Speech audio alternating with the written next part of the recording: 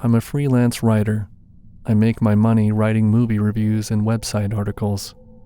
It's a pretty sweet gig. Sometimes I even get advanced screeners for new movies. I've been able to support myself this way for 2 years now, but lately the work has started to dry up. I guess that AI-generated content is starting to take over, so a lot of the old websites that I used to write for have stopped giving me assignments. I don't want to get a regular 9-to-5, so I've started to look for writing gigs on other websites. About a month ago, I realized that there are plenty of gigs on Craigslist. The pay is usually lower than what I'm used to, but every once in a while, I'll find something that's worth my time. One day, I found a posting from a new director who wanted people to watch and review his indie horror movie. Horror definitely isn't my favorite genre, but he was paying a lot, so I emailed him saying that I was interested. He replied within 5 minutes, saying that he'd mail me a DVD to watch. All I had to do was give him my address. Usually, this kind of stuff is all online. Filmmakers would send Vimeo links to their work, or they'd just post a private video on YouTube. I'd never had anyone send me a physical copy before. I considered saying no, but I really needed the money. I sent him my address, and then he didn't respond. The next day, the DVD arrived in the mail. I put it in the player and instantly knew that something was wrong. The movie was grainy and amateurish. There weren't even any opening credits. It was just a woman tied up in some grimy cell. A masked man walked in with a tray of scalpels and knives. As she screamed, the man started to cut into her. I almost threw up. This was a snuff film. I quickly shut it off. I went to my laptop to email the creep, but I saw that he'd sent me another message literally 10 minutes before. All it said was, "Do you like the film? I'm planning to make a sequel." My heart raced. This man was threatening me. He wanted to kill me just like he'd done to the woman on the video, and he had my address. I went into my kitchen to see if I had any weapons to protect myself. Aside from some kitchen knives, I didn't have anything. I couldn't stay in the house alone. I had to get out of there fast, so I grabbed the biggest knife I had and ran to my door. All I needed to do was get in my car and drive to my sister's. Then I'd call the police and tell them what had happened. Because Craigslist is anonymous, I didn't have the man's name. I didn't even have his real email address, just the temporary one that Craigslist provided to him. But there had to be a way for the police to trace his account, right? I looked out my window to make sure that the man wasn't waiting for me outside. The yard seemed empty. I opened the door and ran to my car. I got inside and locked all the doors. I sat there for a bit, forcing myself to calm down. It was going to be okay. The man hadn't gotten to me yet. Then, I felt something bump against the back of my chair. I turned around and saw the man waiting in the back seat. He wore the same black ski mask and had an old camcorder pointed at me. "When I say action," he whispered, "I want you to scream." Without realizing what I was doing, I reached forward and shoved the front of the camera, hard. It smashed into his face. Then, I jumped out of my car and ran down the street. I kept running, screaming all the way, until one of my neighbors opened her door to ask what was going on. I ran inside and locked us in. From her house, I called the police. They arrived in less than 5 minutes, and I took them back to my house. We saw that my car door was open, but there were no signs of that man. The knife that I'd taken with me was sitting on the driver's seat. We searched everywhere, but we couldn't find him. The police said that they'd keep an eye on the place in case he returned. I didn't want to risk it, so I drove to my sister's and asked if I could stay with her. It's been 2 months now, and that man still hasn't returned to finish his movie. The police were never able to find him. I'm thinking about moving back into my house, but I haven't built up the courage yet. I know he's still out there, waiting to finish his movie. I live with my boyfriend in a 2-bedroom house in Austin, Texas. He often worked nights on a weekend to help pay the bills. He was a security guard at a nightclub, so wouldn't usually arrive home until after about 4 a.m., depending on how busy it was. This was about 3 weeks before Christmas, and I had fallen asleep watching Stranger Things on Netflix. I woke up to a banging on the front door. It didn't sound like someone banging to be let in. It sounded like someone was trying to get in. I went downstairs and flicked on the light switch, and the banging stopped. As I looked through the peephole, I saw a man in a hooded jacket walking towards a car in the drive, which still had its headlights on. It sounded like the engine was running. I looked at the clock on the wall to see it was only 3:15, much earlier than when my boyfriend usually arrives home, but late enough that it could be him. I assumed it was my boyfriend, so I opened the door and saw a man standing there.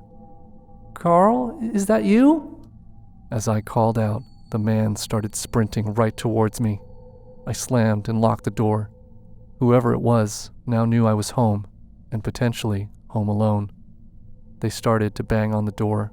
It got louder and louder, and started to sound like it was going to give way. And then I heard a window smash. I was terrified. I screamed and ran into our bedroom and locked the door. I called my boyfriend and told him there was someone breaking into the house and asked him to come home as soon as possible. "I'm 5 minutes away. I'll be right there." Within 5 minutes, my boyfriend arrived home. He shouted my name as he stood in the downstairs doorway. I came running out of the bedroom and downstairs to find both my boyfriend and the police with their guns drawn. Luckily, he had been pulled over not too far away for running a red light. The police were about to let him go when he got the call and escorted him home. When they turned up, the man was nowhere to be seen. The car had driven away, and the police searched the house but found nothing. They assumed he fled when he saw the blue lights or heard the sirens. After the police left, we made hot chocolate and went to bed and put on some Netflix to distract my mind until I fell asleep. We slept in that morning until about 10 a.m. We both came downstairs to find the front door open. Our television, Blu-ray, was missing. Other valuable items were missing. As we searched and checked the house, even valuables from our bedroom had been taken. There were no other forced signs of entry. The door locked and was secure. We had covered the window so no one could get through or open it, and it was still intact. Then we found a note on the dining room table that read, "You forgot to look under your bed." Because I was locked in the bedroom, when the police arrived and I told them I was locked in the bedroom, they must have thought it wasn't necessary to check. It made my blood go cold, thinking that while we were talking and going to sleep, whoever this maniac was right under the bed where we slept. You know, I'm not against hunting. I know it ain't the popular stance to take these days. There's a bunch of righteous people who would think I'm a monster for even suggesting hunting can be good for the local environment, but I don't really care. I think hunting's cool. I always did. But you'd never catch me anywhere near a forest, ever. I used to go hunting with my uncle during deer season, ever since I was a kid, but we stopped doing it when I was 11. My uncle was a crappy shooter, and I was too young to handle weapons, so we would lay traps, wander around, and on the rare occasion we caught anything worth killing, we would take it back home and he'd show me how to skin it. It was cool. I enjoyed it even if I was just a little kid, and we would have continued to do it if not for our last trip. It wasn't supposed to be an overnight stay. We didn't pack a lot of food and water, and didn't have sleeping tents or even sleeping bags either, but my uncle insisted that it would be okay to keep looking for game after sundown. It was one of the most stupidly overconfident moves I've ever seen, and it backfired hard. We got lost. It didn't even take long, maybe an hour and a half if I'm being generous. We had a map, but there were only a few reference points we could use, and we couldn't find any of them. We had walked the whole day, and I was getting way too tired to function properly. I was just a kid after all, and that hike would have been hard for an adult, both mentally and physically. Eventually, by sheer luck, we found a creek that wasn't on our map, which prompted my uncle to start spouting bullshit about how we were in the clear and would be able to get back home in no time. But by that point, I just couldn't anymore. I was too tired to keep moving. He tried to explain to me how we just needed to follow the creek and eventually would hit a river that was on our map, and then we would be able to navigate back to our car. But I didn't care anymore. I wanted to rest. My uncle tried to reason with me, tried to make me understand Mom would get worried sick, and that we didn't have any sort of protection from the elements. He even told me he would carry me if I wanted him to, but I didn't budge, and he ended up giving in, which was perhaps the second dumbest thing he did that night. We started a small fire and huddled together. He hugged his Winchester and made a makeshift pillow with his bag, which prompted me to do the same thing with my bag while holding my switchblade in my pocket. The ground was awfully cold and hard, and it felt itchy, but I ended up falling asleep anyway. I couldn't have slept for more than 2 hours before I heard it. The scream, an awful scream coming from our right, from the other side of the creek. "What was that?" I whispered, leaping to my feet. My uncle was already up and holding his gun in his hands. He started saying something, but before the words even left his mouth, we heard it again. It sounded like a woman, screaming at the top of her lungs as if she were being stabbed. I stepped forward, 2 little steps before my uncle pulled me backward by my jacket. "Climb that tree. I'll go check it out. Don't get down unless you hear my voice," he told me, pointing to a tree behind us and giving me one of our flashlights. It was an order. I wanted to protest, but I didn't. This was serious, and I wasn't going to disobey when it really mattered. So I went. I climbed the tree and stayed there, looking down from the branches. It wasn't a tall tree, but it was tall enough that someone wouldn't be able to see me from down there without looking up, which at the time seemed like a blessing. My uncle started moving in the direction of the scream before I was even done climbing, and once I was up there, we heard it again, and he bolted toward it. He moved as silently and fast as he could, and after a few seconds disappeared into the woods, leaving me alone there, up that tree. Forests are dark places, quiet places, but they're usually alive. The screams were weirder than usual, but you'd hear a bunch of weird stuff if you paid attention. But nothing ever prepared me for the almost inaudible sound of soft paws pressing against the ground, breaking small twigs and rustling dry leaves. I looked down, my eyes struggling to see beneath me. I heard a scream, another blood-curdling scream. I felt as if I were dying. I had my flashlight in my hand, and I shouldn't, but there was a shadow there, a shadow making inhuman noises while it looked around our small makeshift camp. So I did. I turned it on. It wasn't a woman. It wasn't a human at all. It was a goddamn mountain lion. When the light went on, it startled the thing. But then, it looked up and saw me, and it was my turn to scream, because it lunged at the tree and started climbing. I didn't know what to do. I couldn't fight it and I couldn't outrun it. There was nowhere to run to, so I just jumped. I jumped from the tree into the ground before it even reached the branches and fell on my right leg, breaking it. I screamed again as I landed, and all I could think was, I'm dead. The lion quickly jumped too. It landed awkwardly, but nowhere near as terribly as I did, and for some reason, that just made it seem scarier. That was a real predator. It wasn't playing pretend like my uncle and I were. It was going to kill me and feel nothing. Before it reached me, my uncle shot at it. He missed, but the sound was enough. It got scared and ran. I got off by a second or two at the most.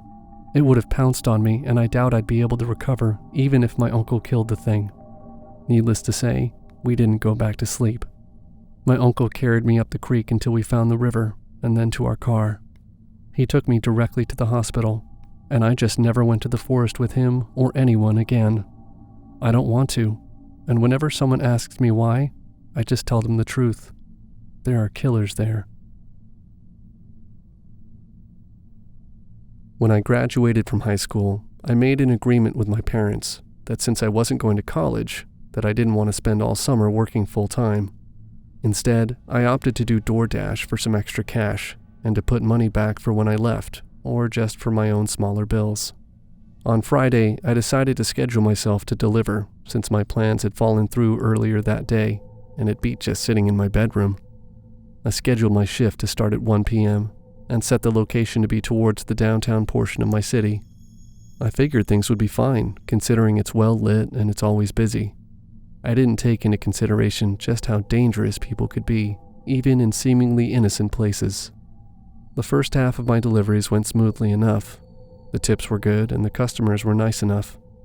Around 8 p.m., I felt myself getting sleepy and decided that after one more delivery, I would call it a night.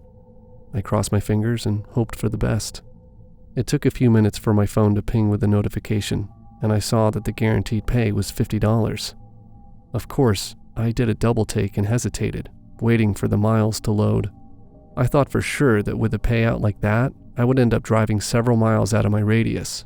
But it was a pleasant surprise to see that it was less than 18 miles, and it was headed back towards where I was staying, so it wouldn't put me too far out gas-wise. I clicked accept and went for it with nothing to lose. As I navigated my CRV through downtown, I ended up at a little hole-in-the-wall Mediterranean restaurant where I picked up a fair-sized order. It came in 2 plastic bags with 1 large drink. I made sure to handle everything carefully as I placed it in the passenger seat and set off once again. My GPS was taking me through the winding city streets. As I was driving, I examined the older-styled houses. Soon enough, I turned my car into an older portion of the city. It wasn't the greatest crime-wise, and often on the weekends, it would get rowdy enough. There were 2 sides to this portion of the neighborhood. On one side, you had the large-style historic Victorian houses, and on the other, ramshackle homes that looked like they could fall apart if the wind blew the right way. As I watched my GPS tick down the miles, it brought me to a home that I couldn't tell fell into which category. It seemed like a combination of both. It looked like a large home that had maybe been used as an apartment previously, with steps leading up the side to another door that was on the top floor. I parked my car and kept my headlights on, because even though the street lamps were there, it was still darker than I liked. Double-checking the delivery address against what was on the home's gate, I saw it matched, and went around to grab the food and made my way to the door. I got closer to the door and something just didn't feel right, even as I walked up. As I went to knock, the door flew open, and on the other side was a girl who couldn't have been much older than me. Unfortunately for me, I was involved in a new beta testing project that DoorDash was doing that made it to where I could accept cash and give change. I opted in just to see what it was about. But right then, I was kicking myself, thinking how incredibly stupid the idea was. I tried not to let my poker face falter. Behind the girl, the house was dark. There wasn't a singular light on that I could see. There wasn't even a glow from the television in the living room. Besides that, the girl herself was strange. She seemed stiff. It was like she was a marionette puppet or something. She stood there for a few seconds, looking me over, and didn't say a word. I cleared my throat and announced her total, creeped out by the silent act. When I looked at her, I noticed a hint of something in her eyes. It looked a lot like fear. I reached out to hand her the food and take the money, but when I did, her hand shot out and grabbed at my wrist like it was her only lifeline. I was startled, but I didn't make any sudden movements, and instead trailed my eyes to her hands. I noticed that on her wrist she had bruises, and 2 of her nails were broken off. Now, when I say nails, I do not mean acrylics. I'm talking her original nails were gone, and in their place, a bloody pink spot where tender flesh was poking through. I looked up at her once again, and about that time the door opened all the way, revealing a man. Not just a man, a beast of a man. He was at least 6'5" and was built like a quarterback. It was a giant contrast to the small woman who was in front of me. I stared blankly at them both, and he grinned, revealing yellow teeth. He made up some excuse about leaving the money inside, and invited me in to get it with them. Something in my gut told me to stay where I was, and I declined, opting to explain that I needed to stay outside, since it was against the rules to enter the home. I waited for them both to turn away, but it was just him. As he skulked away, the girl stared at me, and I heard her faintly start to mumble. I looked around behind her, and the other thing that stood out was that there was simply nothing inside the home. It was pitch black, and the only thing I could make out was what looked like a mattress on the floor. I had questioned where this man went to get the money, but the girl broke my train of thought. I could barely make out her whispers, but I heard her clearly tell me to run. I paused, trying to take in what she said, and she stared me down with this cold look and snatched my hand from my side and placed something in my palm before closing my fist around it and dropping my hand. Around that time, he appeared. He started to make up an excuse that he couldn't find his wallet, and for me to come in because he felt bad, making me stand outside, and I caught a glimpse of the girl who briefly shook her head side to side. She was telling me not to. Quickly, I smiled and told him not to worry about it. I said to consider it a good deed, and I started to step backwards until I was a safe enough distance to get in my car and drive a short distance up the road. For good measure, I took a screenshot of the address. I pulled my car along the curb a few houses up, so I was out of sight, and it was only then that I uncurled my hand, and I nearly threw up. The 2 nails that were missing from her fingers were now in my hands, tinged with dried blood. I started to feel my breathing coming in gasps. I shook my hand out into the cup holder and picked up the phone. Frantically, I logged out of my delivery app and called the police. The officer was nice enough to meet me at the corner of the street where I parked, and even he was shocked when I showed him what the woman put in my hands. However, it wasn't until an elderly woman came out of her house beside us that we had more confirmation that something was wrong. When the officer asked about the house, she looked at us both confused and explained that the house had been abandoned for a while and nobody had lived there for years.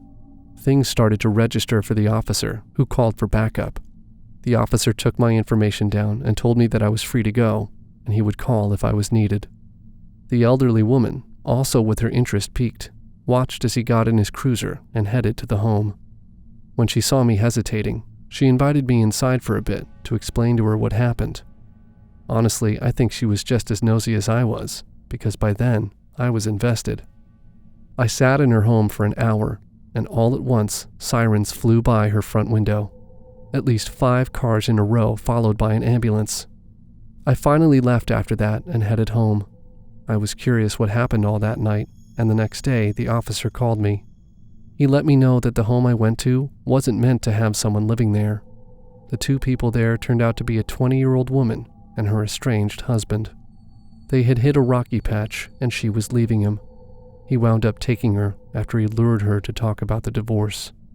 She'd been in that house for at least 3 days. The man got too paranoid to leave her alone in the house, but he got hungry. She convinced him to order delivery, and that was when I arrived. The last bit of information I received was that she told the detectives he never had any intention of paying me, and she knew that. She wouldn't let me come in, because if I did, she was afraid she'd never reach help. Me and a bunch of my friends would go to our friend Mitch's house on a Saturday. His parents would often go out on a Saturday, meaning we could all hang out there unsupervised until they came home, and that would usually be near midnight. We would play different games and have boxing and wrestling matches and beat each other up. We learned about this game called Murder in the Dark, where you would all pull a piece of paper out of a hat. One of the pieces of paper said detective, and one said killer. All the others would say civilian. Once all players had their role, the detective would then turn out the lights and wait in one location while everyone else ran off in different directions. When the killer tagged someone, that person would scream, and the detective and everyone else would come and find you and try to figure out who the killer was. You would all have to make up alibis. It was pretty lame, but we all got to run around and hide in the dark, which was scary. It was especially fun if you were the killer. Mitch had a huge back garden with lots of trees in it, perfect for running around and hiding in the dark. However, to make the game more exciting, whoever was killed first had to run down the street in their underwear as a forfeit. I didn't want to do this, so as the detective turned out the lights and hid out of sight, instead of running out into the garden, I tiptoed downstairs and hid in the basement. This wasn't cheating, as we hadn't specified any areas you could or couldn't hide. The door to the basement was next to the back door that led out into the garden, so it seemed like the perfect hiding place. I sat there for several minutes before hearing a rustling sound coming from the other side of the room. I didn't see or hear anyone else come down and thought maybe it was just a mouse or something. Then I heard it again, but this time it was louder and sounded far too big to be a mouse. I tried to look around the room, but the only light in there was coming through a small window to the side. Then I saw a shadow move. "Hello?" a voice replied back. "It's me. Keep quiet or they'll find us." I didn't recognize the voice, but he spoke softly, so I didn't really overthink which of my friends it could have been. I kept quiet. I didn't want to be the one running down the street in my underwear. A few minutes later, I heard a scream outside. Someone had been caught. I stood up and started to make my way to the stairs. "Are you coming? The game's over." No one replied. I didn't hear anyone leave. I turned on the light to see a man I didn't know crouched down behind some boxes. I ran up the stairs as fast as I could. The man chased after me, but instead of following me into the back garden where all my friends were, he ran straight through the house and out of the front door and straight into the arms of the police. The man had stabbed someone in a robbery at a local convenience store and was seen fleeing to our street. The police were checking gardens for him when one of the officers heard the scream from us playing Murder in the Dark and thought it might have been the man breaking into someone's house. 2 police officers came to speak to us and asked if we knew where he'd been hiding in the house. I told them I had seen him in the basement.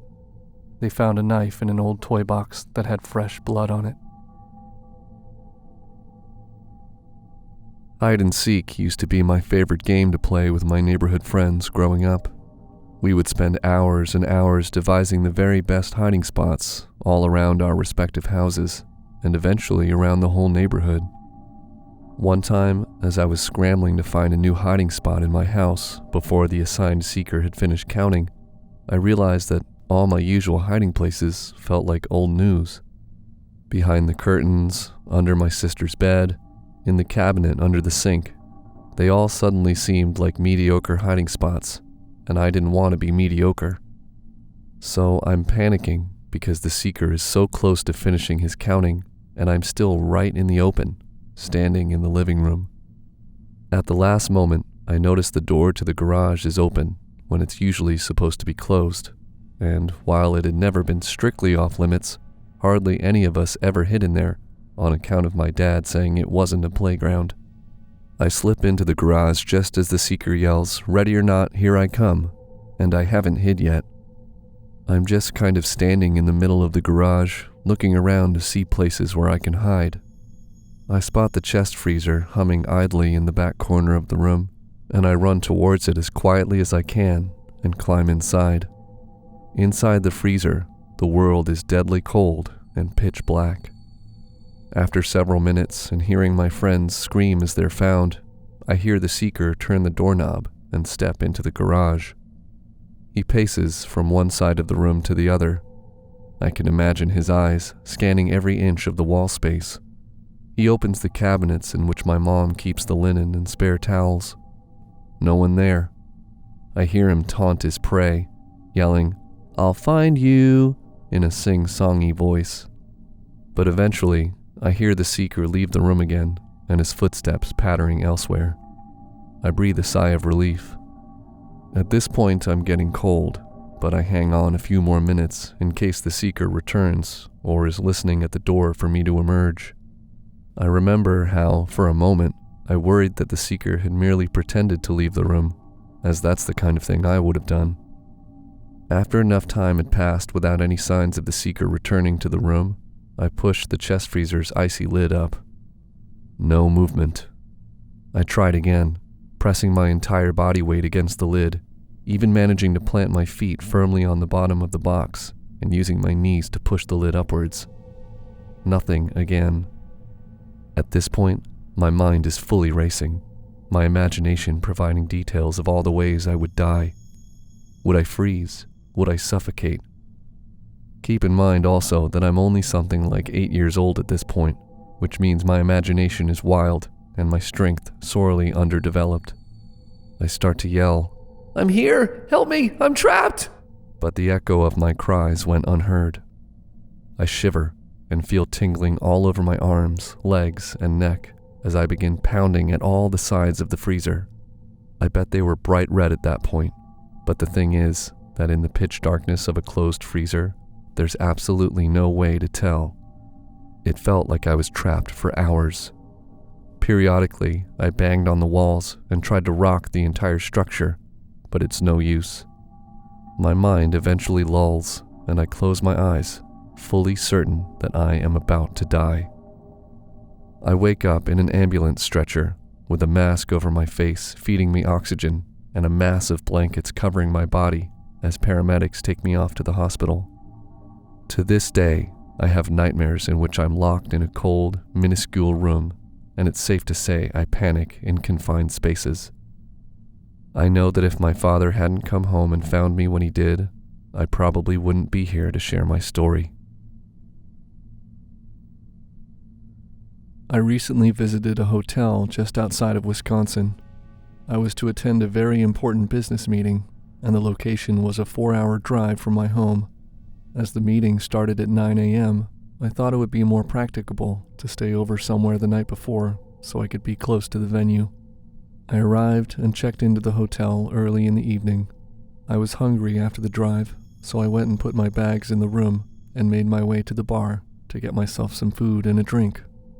After I had eaten, I took myself outside the hotel for a cigarette. As I was standing there smoking, I noticed a woman looking through the garbage cans just outside the hotel. The woman was wearing a long black coat, had gray matted hair, and was muttering to herself. She was clearly homeless, and as I stared at her while in a world of my own, I failed to notice that the woman had looked up at me. "Getting a good look, are ya?" She shouted. She broke me from my stare. I was shocked and didn't really know what to say. I'm sorry. I was in a world of my own. I didn't mean any harm." I tried to be nice by following my sheepishness with, "If you're hungry, I can buy you some food from the restaurant in the hotel and ask him to wrap it up for you." She looked at me like she wanted to kill me. I was really scared and was unsure at that moment whether I should just run back into the hotel or not. The woman then just looked at me, flipped me off, and said, "I don't need your charity," then turned and walked away. I'm not very good with confrontation, and to be fair to her, I was staring at her while she rummaged around the bottom of a trash can for scraps.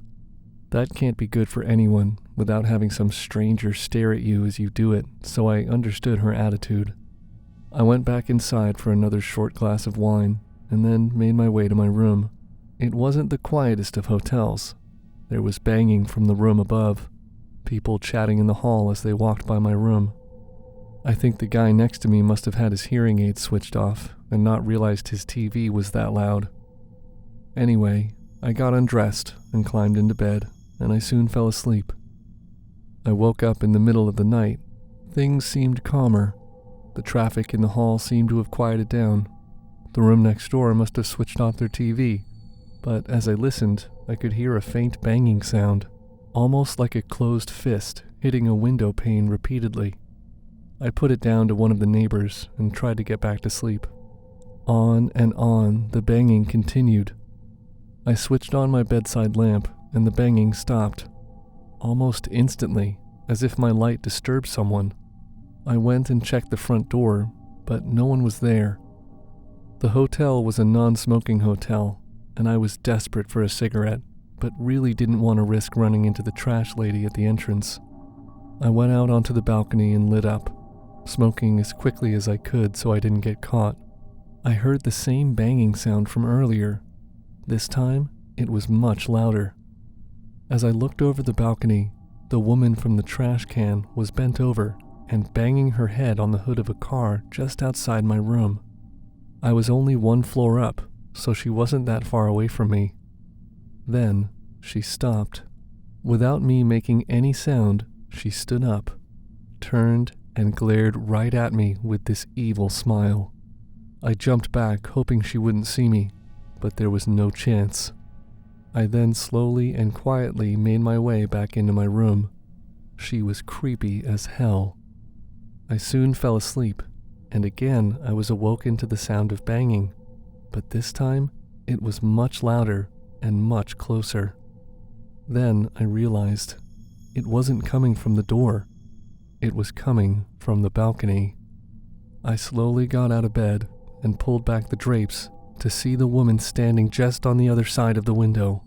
I stumbled back, nearly falling over. I grabbed a dressing gown and ran to the reception. I was escorted back to the hotel room by the hotel's security and on-duty manager, but when we got there, the woman was nowhere to be seen. The manager offered to put me in another room on a higher floor, to which I agreed. When I was 19, I started working at Walmart full-time. The job itself isn't too difficult. I basically ring people up all day, run returns, and on occasion have to man the front door to check receipts. It's easy, but so many customers were jerks who love to come in just to argue with you. But it's retail. It sucks, but it's a job. When I first started, I used to work the closing shift. This meant that we had a lot of crazy customers coming in late at night, and honestly, I can go on and on about the different things I've seen. But I'll start by just telling you about one of the scariest ones. One night, around 9 p.m., I was on the register, waiting for the clock to move faster so I could have my last break. As I turned my light off to go to said break, a customer hurried on my line and asked if I could take one more customer since he had a small basket. I was annoyed but didn't want to argue and told him yes. At first, things were okay. We exchanged greetings and he seemed cool. The man wasn't much taller than me, but he was muscular and had to be at least 10 years older, but he seemed harmless otherwise. But then he started asking me personal questions that struck me as odd. They started small, like did I go to school? I didn't. Then he asked me where I was from, since my accent was different. I told him I was from New York. But then he asked me a question that seemed innocent, if it weren't for the interest in his eyes. He asked me, "When do you get off tonight?" I paused at that question and got instantly nervous. I remember stuttering out, "Late?" and not elaborating because I didn't like the turn the questions were taking. He then asked me if I had a boyfriend, and I told him yes, even though I didn't, hoping I could scare him off. But he just smirked and looked around us before whispering, "Well, I don't see him here now." Anxious to get away from the older man, I told him his total and waited for him to pay, ignoring the way he started to look at my chest and body like he was inspecting something. He didn't go to pay, but by some stroke of luck, my manager came at that moment and asked why I hadn't left to break yet. I gave my manager one look before she understood that I was uncomfortable with the man and told me to go to break while she finished the transaction. The man tried to argue, but my manager talked over him and told him his total. I didn't look back when I scurried away, but I felt his eyes on me until I got out of sight. I wish I could say that's where the story ended, but it didn't. I remember coming back from my break and looking around to see if that man was still there. He wasn't, and I felt like I could breathe. I all but forgot about the event and focused on just ringing people up until it was about an hour later. The lines had slowed by then, so I was wandering around my register, grabbing things people left behind, when a sweet-looking older woman came up with one of the work scooters. She was extremely sweet and pleasant, and I enjoyed talking to her for 10 minutes about anything and everything. She told me about her cats. I told her about me applying to college, and overall, it was a nice conversation. When I bagged her last item and she had paid, she asked me if I could help her to her car, since she had a big case of water and couldn't lift heavy things anymore.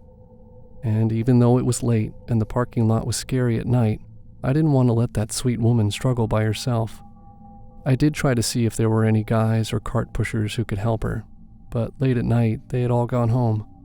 So I turned my register light off and told her I'd meet her at the doors in a moment after I finished ringing up my last customer in line. She thanked me over and over, and I felt better about my decision to go to the parking lot late at night. After my last customer, I walked to the doors, and when I saw the woman, the smile on my face instantly fell, and my heart started rapidly beating against my chest in true fear. The man from earlier, who I thought had left, was with the lady at the exit doors. The lady was no longer smiling sweetly, and was aggressively whispering to the man. I couldn't hear everything, but I heard, "Get in the car and wait!" and instantly knew I should not go out into the parking lot with her. I took a couple steps back, and when she saw me, the old woman's face fell before she looked between the man and me. I didn't wait around and hurried back inside and told my manager everything. She managed to calm me down, and she called the police to write a report, but the woman and the man had long since left. There was nothing the police could do unless they came back. I left earlier than I was supposed to that night and changed my schedule to only morning shifts the next day. And considering how scared I was, my store manager approved it without argument. I still work at the same Walmart, and although I haven't seen the same man and woman again, I do have other scary encounters with other customers. I wish I could quit, but with the economy right now, it's just not that simple. I'm a 24-year-old female, and this only happened to me recently. I was living with a guy called Ren, who I knew from high school. We bumped into each other a few years after graduation, and he asked me out. I had always fancied him at school, so I said yes, and we hit it off from there. We dated and eventually moved in together. One night, we had gone out for a few drinks, and a fight broke out in the bar we were in. Ren somehow got dragged into it and ended up getting punched in the face and was knocked out. This really changed him, and he just wasn't the same after that night. Ren was a small guy and not really a fighter, but after this happened, he said he wanted to start exercising and working out, as it scared him that if he ever was in a similar situation, that he wouldn't be able to protect me. I understand that from a male perspective, and so I supported him the best I could. Ren started working out, and within a few months had become obsessed and had put on a concerning amount of size in a short time frame. So much so that within a few months, it didn't even look like the Ren I knew. A friend of mine suggested he was on steroids. I had never seen him take anything or even seen anything around the house, so I couldn't say, but although I don't know for sure, I think it's safe to say he was. Ren started to show signs of anger and seemed to develop a short temper, which I learned were signs of steroid abuse. This wasn't my Ren. This wasn't the guy I fell in love with anymore. I approached Ren and asked him if he was taking steroids, and he flipped. He told me I was ridiculous and screamed in my face. I thought Ren was going to hit me, and I felt scared for my life. He set out to build his confidence so he could protect me, and now I was starting to feel like it was him I needed protecting from. About 2 weeks after this incident, I found out that I was pregnant. I decided I didn't want to raise our child living with Ren, so I decided to leave one day while he was out at work. I arranged for some friends to come and help me move out and take me to my sister's house. I didn't want to give Ren any reason to lose it with me, so I left all the furniture and everything we had bought together. I just took what was mine. I know Ren deserved more than this, but I was scared to talk to him, so I sent him a text to say that I had left and it was over. A small part of me was hoping that maybe this would make him see the error of his ways, and that it might just be the thing he needs to calm down, but unfortunately, it had the opposite effect. I don't know how he knew, but he turned up at my friend Josh's house looking for me. Josh was one of the friends that helped me move to my sister's. Josh refused to tell Ren where I was, so he kicked in the front door and beat Josh up badly, as well as smashing up his house. The police were called by a neighbor, and after going crazy in the street, Ren was shot and killed. Ren never got to find out he was going to be a dad. I can't help but think that if I had dealt with the situation better, my newborn baby might still have a dad. Last March, my roommate Patrick died unexpectedly in his sleep. He seemed like a really healthy guy, but he had a heart defect that no one knew about. He was only 23, just a few years younger than me. I went to his funeral and helped his sisters pack up all his stuff. I even went to the doctor for the first time in years, just to see if I had any undiagnosed conditions. Thankfully, everything came back fine. The doctor said that if I kept exercising and eating right, I'd live a long, healthy life. Unfortunately, I had relied on Patrick to pay half the rent, and I wouldn't be able to stay in the apartment without finding another roommate. I know it's morbid to keep living in a place where someone died, but I didn't want to move. My place was in a great part of the city, and I felt really close to all our neighbors. Every week, the little old lady next door would pop in and give us homemade tamales. It was the perfect apartment. So I posted a room for rent on Craigslist. I included a couple pictures of the room and asked my brother to help me write the text. We kept everything positive, but my brother convinced me to add one sentence at the end explaining that there had been a death in the room. I didn't want to include that, but my brother said that we were legally obligated to. Not surprisingly, we didn't get many offers, and the few offers that we did get tried to negotiate a lower price because of the death. Eventually, I got an email from a guy named Max who said he was willing to pay the full amount. I invited him to come over and have a look. When he showed up at my front door, I was shocked at how handsome he was. He was dressed in pastels, like it was Easter or something, and he had this all-American look to him. He was tall and blonde, and he seemed really nice, kinda goofy. He looked around the apartment and asked some questions. Thankfully, he didn't bring up Patrick's death. I assumed it didn't really matter to him. After showing me his references and bank statement, I agreed to let him rent the room. He moved in that night. Things were great at first.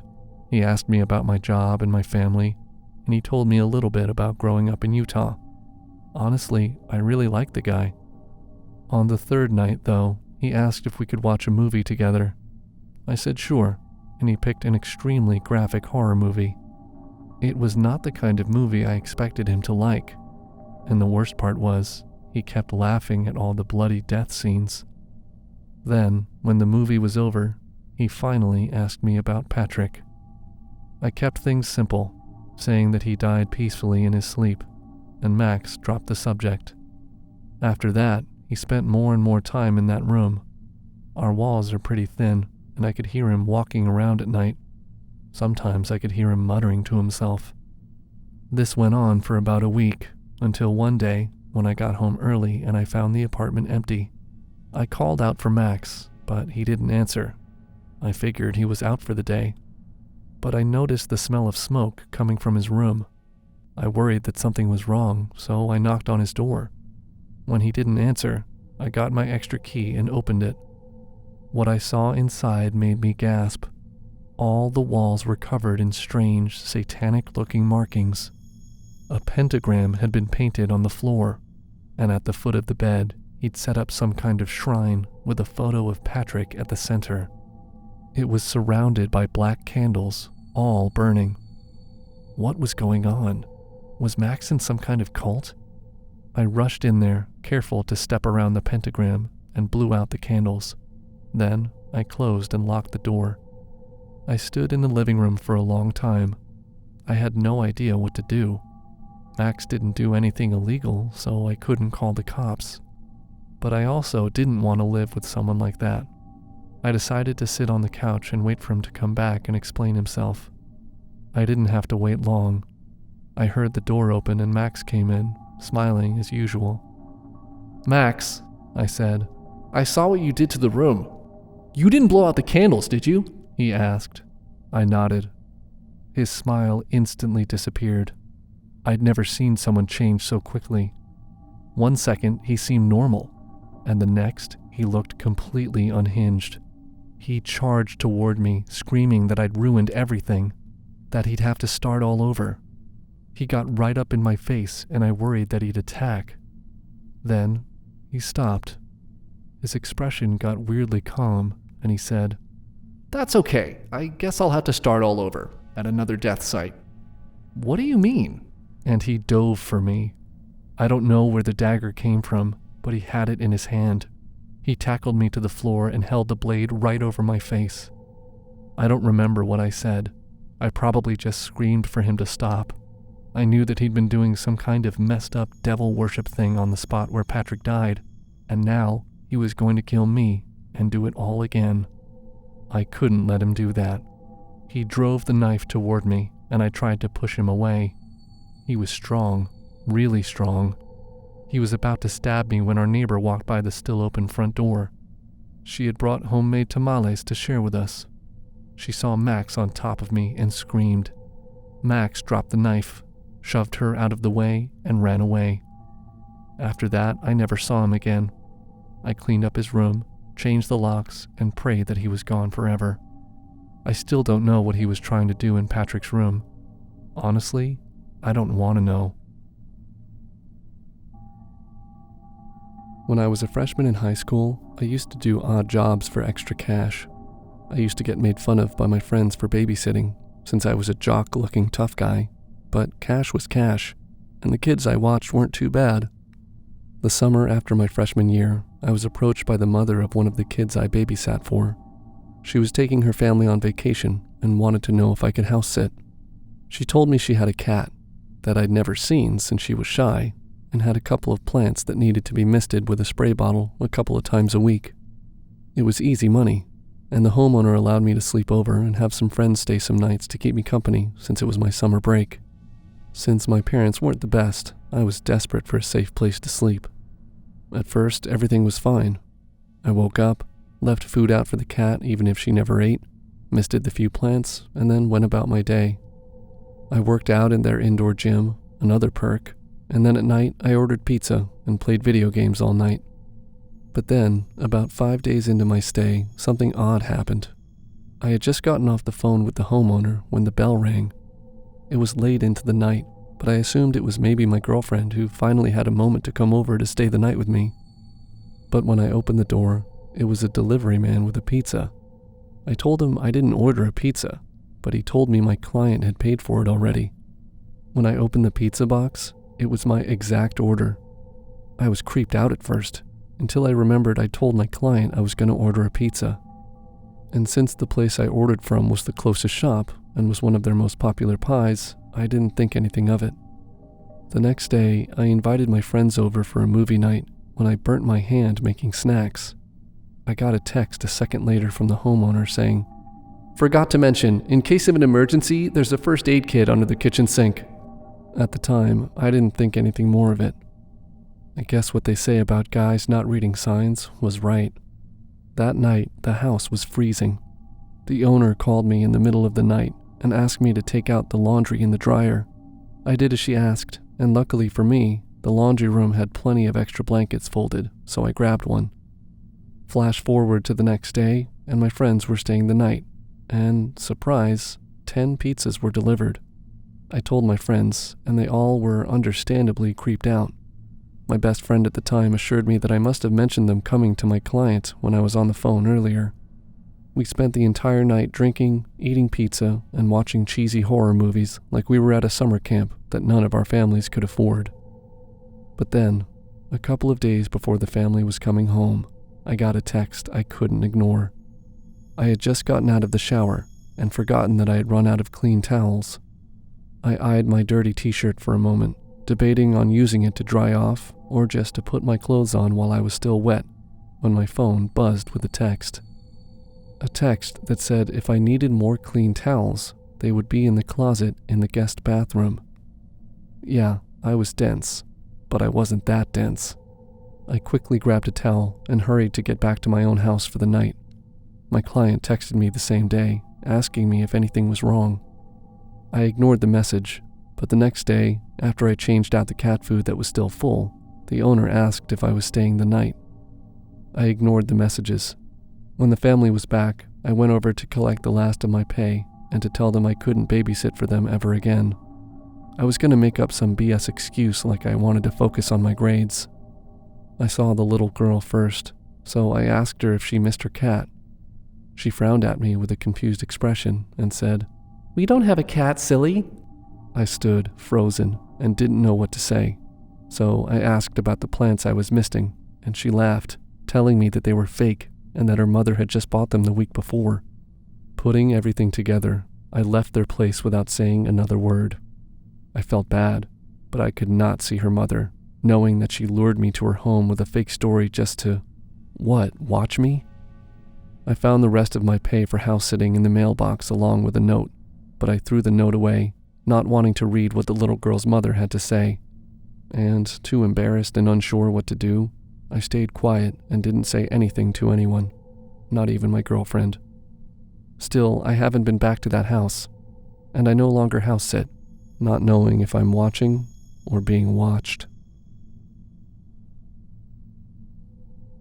When I was in my early 20s, I had this weird obsession with urban exploring. Basically, it's a fancy term for breaking and entering abandoned buildings. Usually, it was either for the thrill or the photography opportunities that lay behind the gates that kept the public out. I live in the South, so there's never been a shortage of abandoned places near me. We have funeral homes, plantation homes, hospitals, and everything in between. One of those places just so happened to be a local mall. That mall was a place where everyone went to see Santa or pick up school clothes. I even have a few memories there. Obviously, when they shut it down, it remained untouched for years. By the time we were of age to go exploring, the mall had sat empty for nearly 8 years. We had been itching to see what was inside for months before we managed to finally set out with a plan. The mall itself was nothing spectacular, just 2 stories and a basement garage. It sat in the middle of an old shopping district where only 2 or 3 shops still thrived. Growing up there, we knew that security was around the mall, but usually not inside. Once you made it inside, the only thing you had to worry about were squatters or any other unknown persons with malicious intent that lurked in the darkness. We spent weeks planning the perfect execution of our plan, plotting for any hiccups. We thought we were thorough, but we clearly did not plan for every hiccup out there. It was a fall night when we made it out there. I remember because it got dark earlier than it does when it's summer here. Surprisingly, all 4 of our friend group made it out there that night, which was very rare. As we drove up, we were all giddy. We took care to park further away than usual to avoid bringing any attention our way. We went through our checklist and made sure we had everything. Most people take weapons, but we weren't too fond of the idea. All of us crept around towards the back of the building, where there was a broken window that wasn't too far off the ground. Normally the doors would be simpler, but due to other vandals, someone took initiative to chain that back together. Glass shards littered the pavement, causing our shoes to cause distinct crunching noises. I don't know if I'm imagining things or not, but something in the air that night felt wrong. I couldn't put my finger on it then, but looking back, I wonder if it was just intuition. Anyway, me and my buddies and I found the window, and one by one scrambled through it, careful not to cut our hands on the glass. Inside, it looked like a post-apocalyptic movie set. Some stores had their gates drawn down, some of them were up, and some of them lay in rusted heaps on the floor. Some stores still had posters that were torn and tattered laying around.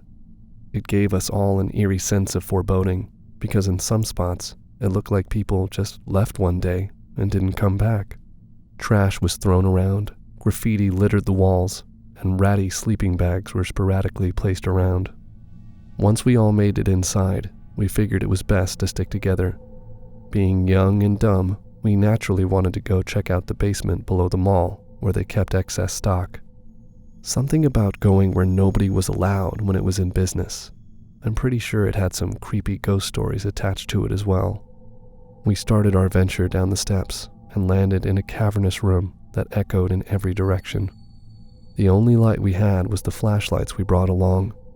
Even with those, you could only see maybe 3 feet in front of you. It still left a vast area of darkness beyond reach. We began to walk around and explore our surroundings, taking in the satanic graffiti teens love to paint. As a group, we continued to talk amongst ourselves when we heard distinct echoes of footsteps ahead of us. Not shuffles, but steps. The sound reverberated off the concrete walls, making it sound like we were stuck in an IMAX dome. Trying to not think about it too much, we pushed it to the back of our minds and pushed on. It didn't take long for another sound of footsteps to pierce through the silence, this time behind us. We all froze, and our flashlights went every direction, just looking for the source. There was something unsettling about knowing that something sees you, but you can't see it. Not wanting to push our luck, it was a mutual agreement to turn and head back upstairs. At least upstairs we were closer to an exit if we needed one. You would think that would be it, but it got progressively weirder. Making it back to the steps, we stood at the bottom while everyone made their way over. It was fine, until we heard the door at the top of the steps open and close. Before the door could close completely, we heard this menacing cackle. It wasn't a laugh. This was something else. It reminded me of when a clown laughs in some B-rated horror flick. The only thing I could picture was someone with an unnatural smile painted from ear to ear. As a group, we didn't know what to do except walk up the steps. Staying in the basement wasn't an option. Gathering whatever courage we could muster, the guys led the way up the stairs, most of us holding our flashlights like they were clubs. The two girls who tagged along held onto each other in silence. At the top of the steps, we eased the door back and peeked around to make sure there wasn't going to be some form of ambush. Once we all looked and felt secure, we stepped back out onto the main floor. My buddy, Lee, assumed that it was just someone playing a prank and insisted we look around a little bit more, not knowing when we would make it back. None of us were thrilled, but we knew he had a point. Our nerves were on edge the rest of the time while we navigated from room to room. The last section we explored ended up being an old Sears. There was a small opening in the metal gate that was lowered, so we slipped through. We took our time navigating the old store and examining the mannequins that were left over. We almost forgot the entire incident from before, until another noise caused everyone to stop and look towards the entrance. It was the gate being rattled hard. When the lights hit it, we were greeted by a man who was clasping the bars and whispering something along the lines of, "They're here, and they're coming for you." Then, as soon as he said what he needed to say, he bolted back into the dark hallways. None of us could explain what we just saw. We didn't attempt to. We just ran as fast as we could. When we vaulted back out of the window, we didn't care if we cut our hands. Back in the safety of our cars, we sat in stunned silence. It wasn't until Lee opened his phone that we understood what happened. Our phones didn't have service inside of the building, which is why we weren't getting any alerts. Come to find out, a patient had gotten free during recreational time at a local mental health facility. It wasn't right next door, but by the way of the woods, you could get there in less than 30 minutes. They later found the man in that mall, hiding in a stairwell. That was the end of our urban exploring days. After that, we were too spooked to go anywhere near abandoned areas. They eventually tore down the mall since it was becoming too much of a hazard. I can't say I miss it much. I was an introvert in high school and didn't interact much with my classmates or teachers. I was often in trouble for not getting involved with activities. I much preferred being on my own than being with people who would judge me or make fun of me over unfounded remarks and name-calling. Being alone was very peaceful. I did have one friend at school named Jimmy. He was my best friend. We used to hang out, study together, watch movies, and even play catch. He was the only person I could really tolerate. It was an ordinary day at school when Jimmy and I were walking to lunch, and we noticed a boy from a younger year was celebrating his birthday with his classmates, and someone had arranged a mime artist to entertain them. For some reason, that mime gave me eerie vibes. He just looked creepy. We made eye contact, and he waved at me. He wore typical mime artist clothing, black trousers with a black and white striped jumper, and he had his face painted. School ended at 2:45 p.m., but as a punishment for not handing in my homework, I got detention and was told I had to stay behind and do it in class. The class was empty, and I was the only one sitting there.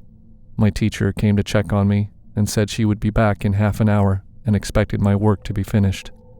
It hadn't been more than probably 5 to 10 minutes when I heard a slight knock at the door. I looked up towards the door, but I couldn't see anyone. I assumed it was my imagination or someone else wandering the halls, so I ignored it and continued doing my homework. Then there was another knock, but this time it was louder and more evident. "Hello? Who's there?" I shouted. There was no reply. I thought it was maybe Jimmy or some other kid messing with me and trying to scare me. I stood up, walked towards the door, and opened it to find no one in the hallway. It was strange, and I wasn't mentally prepared for that. I closed the door, took a deep breath, turned my back, and saw the mime artist from earlier standing at the window of the classroom. It made me jump, and my heart started beating really fast. I don't know what it was about him, but he made my skin go cold. Why was he standing at the window? All the other kids had gone home now. He just stood there grinning at me with this forced fake smile. I wasn't going to hang around, so I grabbed my things and ran to an exit on the other side of the building where my bike was chained up. I took out the keys to my bicycle's lock and fumbled around trying to get my lock off as quickly as I could, scared that the mime was going to walk around the corner. I eventually got my bike free and rode home as fast as I could. Thankfully, I reached home safely and told my mom about this guy. My mom accused me of being a liar. The school had rung her as I had left without telling anyone, and she was too busy telling me off than listening to me to tell her about this creepy mime in school. I was grounded and sent to my room to do my homework. Later that night, I heard a tapping sound at my window. I pulled back the curtain, but there was no one there. My bedroom is on the first floor, looking onto the main street, so it wouldn't be easy for someone to knock on my window. I went back to doing my homework and heard the tapping again. This time, when I looked outside, I saw the mime standing across the street, looking up at me, grinning and waving. After telling me off, I called my mom, who came to the window and saw the mime, and yelled at my dad. My dad came in and saw the man and told us to stand back from the window. He ran downstairs and out of the house. By the time he got outside and onto the street, the guy had disappeared. We didn't even see which way he went. The next day, my mom took me to school and spoke to the principal. She said that there wasn't a mime hired for anyone's birthday, as this was against school policy. Multiple kids vouched for there being a mime at school, and it was reported to the police. How he gained access to the school without the teachers knowing or questioning him being there is quite concerning. I heard that in the next town over to ours, 3 houses had been burgled by someone dressed up as a mime, and they think he moved on to our town, and we were the first target, but I don't think this was the same guy. Why would a burglar go and visit kids in a school? And why did he take such a liking to me to taunt me and follow me home? I think given the chance, he might have tried to kidnap me. It still gives me the creeps when I see mimes. When I was 12 years old, my parents decided to take my siblings and me camping as an end-of-summer trip. While my siblings were excited about the trip, I was not. I'm pretty sure I cried when they told me where we were going, and my 2 older brothers made fun of me for being such a girl and acting like a brat over something as small as camping. And I'm not gonna lie, I did throw a huge fit for weeks leading up to it. I tried everything I could to stop us from going. From lying about not feeling well, to threatening to run away if they made me go to the middle of nowhere where I had to use the bathroom behind a tree. My parents never fell for it, if you're wondering. So, on the day of the trip, I tried one more time to get out of camping by telling my parents I hurt my ankle when I got out of bed wrong. My parents, of course, didn't believe me, and off to the middle of nowhere we went. When we got to our campsite, I felt a bit silly because it was very nice. To make sure the experience was fun, my parents made sure they brought plenty of snacks I loved, pillows for extra comfort, and they even bought me my very own pink tent that I could be in by myself since I was a big girl. And when my dad showed me the bucket I could use instead of squatting behind a tree, I started to feel guilty about how I acted. I mean, it was still camping, and I still had to shit in a bucket, but still, it wasn't the worst. And I got distracted by the pretty animals and flowers, which made me miss my TV a little less. When it came to going to bed, I climbed into my pink tent with a smile and turned on my little lamp so I wouldn't be afraid of the dark. I was sleeping when a sound woke me up. I remember opening my eyes, confused because I thought I had heard a clicking noise, but when I listened for the sound to happen again, it didn't come. I was closing my eyes to go back to bed when I saw a flash of light blink into my tent, and then the sound of a click again. My heart was beating hard against my chest, and I sat up quickly, seeing a dark shadow just outside of my tent. I couldn't make out much since it was so dark and my lamp wasn't super bright, but when the flash of light went off again, I saw him. An older man, around my dad's age, with something in his hands pointed at me. I screamed as loud as I could for my dad, and the man ran off. Too afraid to leave my tent, I kept screaming until my mother and father came to my tent and asked me what was wrong. I told them about the man, about the flash of light, but they didn't believe me at first. They thought I was making things up again because I wanted to go home early. I think it was my sobbing and the fact that my story never changed that made my dad believe me, or at least made him not leave me alone in my tent. My dad and mom let me sleep between them in their tent that night, but I didn't sleep, too afraid the man would come back. The next day, my father and mother told us we were cutting the trip short. My siblings were mad at me, but they didn't say anything to me as they helped my dad pack up camp. I walked toward my tent to pack the few things I brought when something behind my tent caught my attention. As I walked toward it, I felt my eyes well with tears and fear. I was frozen in place, unable to move, as I looked at the item on the floor. My father came to look for me at some point, asking why I hadn't packed my things yet when he looked at the area where I was staring at. My father, who never swore, cussed and picked me up, carrying me away from the item on the ground and into the car where my mother was organizing our supplies. My dad whispered to my mother something that had my mother grabbing me in her arms, her body shaking, and my dad left again, telling my brothers to stay with my mom and me. Eventually, my father came back with my personal belongings, but left my tent and the small things we hadn't packed yet. We left shortly after and have never been back camping, nor do we talk about what happened. The item that had my father spooked? It was a photo of me sleeping in my tent. I'd say I've used Airbnb more than 20 times over the last 18 months. I travel a lot for work and can charge any expenses on the company credit card. I'm in my early 30s and married my high school sweetheart in my mid-20s. I have 3 kids, all under the age of 7, so having a few days out for business comes as a blessing, especially when I find a nice house to have all to myself. Whenever I stay away from home, I'll pick up a takeout and a 6-pack and just have the night to myself and watch some TV that I want to watch.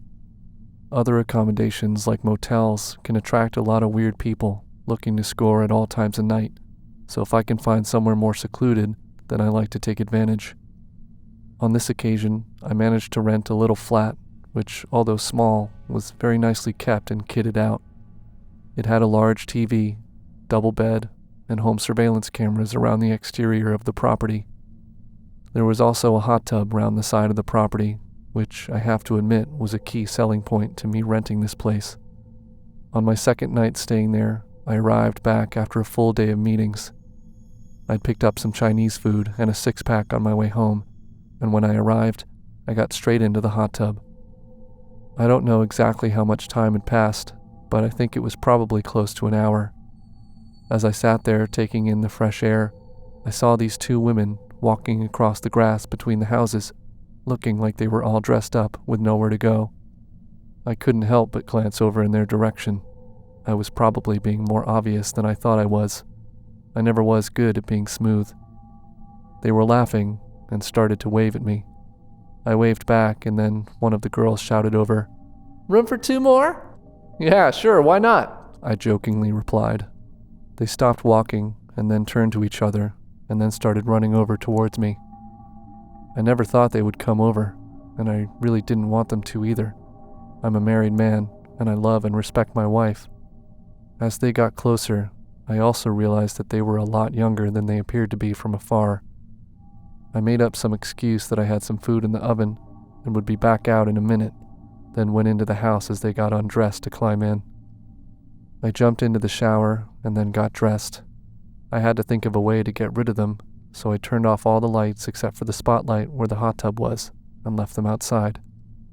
Maybe if they think I've gone to bed, they'll eventually get bored and leave. Then there was a knock at the door. It was one of the 2 girls asking for more beer. They had drunk my beer I had outside. I tried to ignore her, but she kept knocking and shouted she would scream if I didn't open the door. I opened the door slightly, but only enough so the girl could see me. "Hey, I don't have any more beer and I have to be up early tomorrow, so it's probably best you leave now." The young girl tried to make her way inside the house, but I put my foot behind the door so she couldn't get in. She tried to convince me to let her in, saying she would go home and tell her dad that I gave her and her friend beer when they were underage. I didn't exactly give them beer, so I called their bluff and told them to leave or I'd call the cops, and pointed to the cameras on the side of the house. They hurled abuse at me, which I didn't really care about as they were getting dressed and ready to leave. Once they left, I sat down to eat my food and watch some TV before making my way to bed. I eventually fell asleep and was soon woken by being dragged out of bed by my ankles. As my eyes adjusted, I saw 2 men in my room with ski masks covering their faces. One of them jumped on top of me before I had a chance to react, placing his knee on my chest and holding some kind of bar to my throat. Tell me where the money is or I'll break your neck. I was confused. What money were they talking about? Did they think I was someone else? I was scared for my life. I told them the only money I had was in my bag in the closet. I carried $200 as some places don't always take cards. They took the money and raided the rest of the flat, taking anything of value, including a TV that belonged to the rental.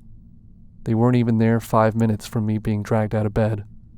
I called the Airbnb host and explained his flat was broken into and robbed. I believe the 2 girls had a hand in it, but I couldn't prove it. I told the host I would pay for the damages if he agreed not to report it to the police or Airbnb, to which he agreed. The men got through the front door by prying it open with a crowbar. It was probably the same bar that was held against my neck. I didn't really want anyone to know about this, as me waving to the girls and them being underage kinda makes me look like a creep.